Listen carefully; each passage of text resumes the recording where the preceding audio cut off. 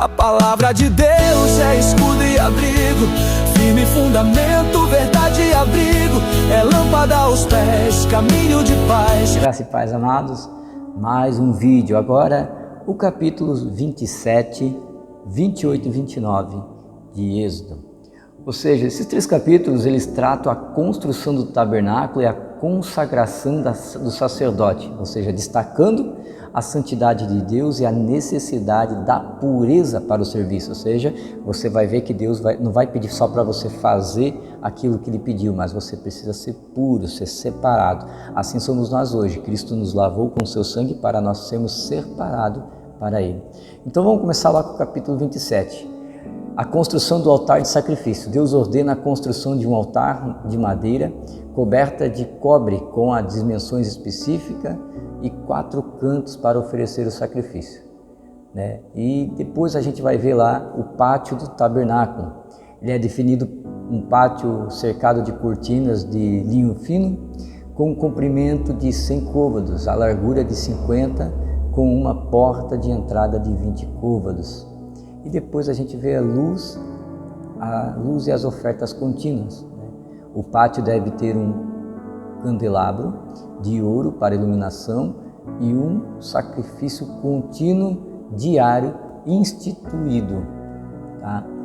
Então tem toda uma cerimônia para você manter aquele tabernáculo, aquela casa que vai ser montada no deserto. Toda vez que o povo de Israel parava no deserto, eles tinham que montar o tabernáculo e fazer todos os rituais enquanto eles peregrinavam pela terra, caminhando até a terra prometida. Depois a gente vai ver no capítulo 28 agora as vestes sacerdotais. Deus instrui Moisés sobre as vestes sagradas para Arão e seus filhos, incluindo a éfode, né? Peitoral, manto, túnica, mitra, cinto e feitas com materiais preciosos. Depois você entra no Google, coloca o nome de cada paramento aí, que você vai ver o desenho lá do que seria aí o peitoral, né? O manto, a éfode, a túnica, a mitra, o cinto. Daí tem as fotos lá em imagens no Google, clica lá que você vai ver. Depois a gente foi ver lá o peitoral do juízo, ou seja, o peitoral continha 12 pedras preciosas com os nomes das 12 tribos de Israel, simbolizando a intercessão dos sacerdotes. Depois a gente vai ver sobre o urim e o tumim, que são colocados no peitoral para obter a orientação divina. Depois você entra no Google e clica lá para ver as imagens.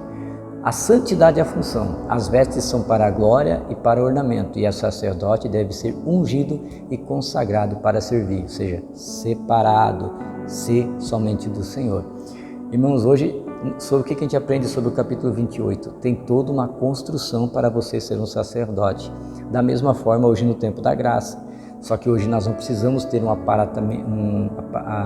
aparelho de coisas apenas espirituais. Então, quanto mais eu me separar para o Senhor, mais dele eu serei. Essa é a função. Eu não posso servir a 2 senhores, eu não posso servir de qualquer jeito. Eu preciso servir o Senhor com todo o coração.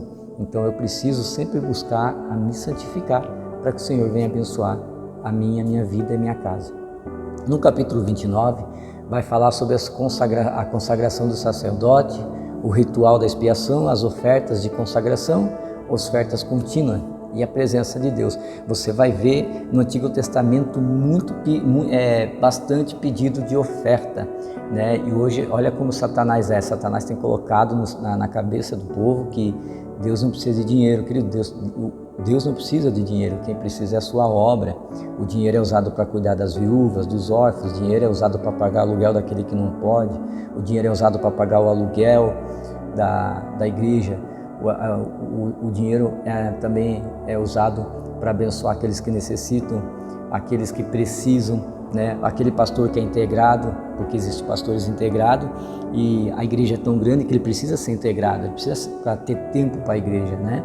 A gente, pela misericórdia do Senhor, nós não somos integrados, porque eu tenho meu tempo de quadro, o meu trabalho me possibilita eu ter 3 horas de tempo de manhã e 3 horas de tempo à tarde. Então eu trabalho, faço a minha correria e corro aqui para a igreja. Quando eu venho aqui fazer os materiais para vocês, Se eu não estou aqui fazendo material, eu estou orando, estou jejuando, estou buscando, estou lendo a palavra, estou consertando problemas no templo. Mas se eu, pastor Fabiano, não tivesse serviço fora, aí eu teria que ser integrado, porque não tem como cuidar de um povo de qualquer jeito.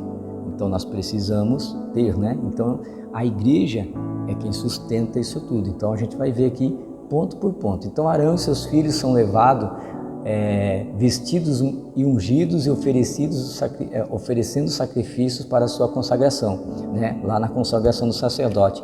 Querido, ninguém é consagrado sem dar alguma coisa, você precisava dar algo para receber, é assim que funcionava.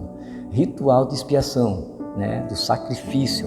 O novilho era usado como para sacrifício pelo pecado, com o sangue espalhado, né? Do animal sobre o altar e sobre o corpo do sacerdote. Então ali representava que aquele sangue estava cobrindo o pecado do povo, porque não tirava, só o que tira o pecado é o sangue de Cristo. Então os rituais, por isso que não se fazem mais sacrifício hoje, porque só o sangue de Jesus ele é perfeito, você não precisa mais fazer sacrifício. Ofertas de consagração. 2 carneiros são sacrificados, um como holocausto, como sacrifício a Deus, e outro como oferta de consagração, cuja carne é consumida pelo sacerdote e pelos seus filhos.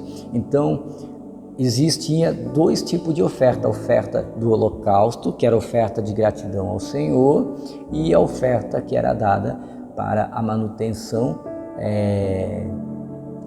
do templo e de consagração, né? Então, assim, irmãos, quando eles ofertavam, eles davam oferta de holocausto, né, que era pelos pecados, e a outra oferta era por consagração. Então, ó Senhor, eu vou me consagrar, eu vou entregar a Ti, né? Então, não existe consagração sem ter um preço.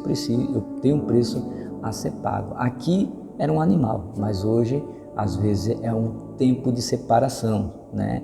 2 dias no monte, 3 dias no monte, vem para a igreja, fica 2 noites aqui orando, jejuando, buscando. Então era a oferta do dia, a oferta era algo que eu dava em troca. E hoje as pessoas têm condições de dar em troca, mas não fazem, só querem receber. O próprio Cristo disse, é melhor dar do que receber. Depois a gente vai ver sobre o ponto da presença de Deus. Deus promete habitar no meio do seu povo e ser o seu Deus, estabelecendo uma aliança eterna. Ou seja, se eles fizessem todo o requisito, Deus ficaria do lado deles para sempre, eternamente. Então é o que a gente pode trazer aqui. Sem eu entregar, eu não recebo. Eu preciso entender isso no meu coração. Se você não entregar no altar, você não recebe. Altar é lugar santo, altar tem um ditado que diz, eu vi um pastor dizer, é verdade, o altar ele não tira, o altar ele devolve. Tudo que você dá a Deus, Deus te dá em dobro. Por quê? Porque ele é o rei do ouro e da prata, ele abençoa, ele cura de misericórdia, mas o meu coração não pode estar na base de troca, o meu coração está ali por base de gratidão. Quanto mais grato eu for, né?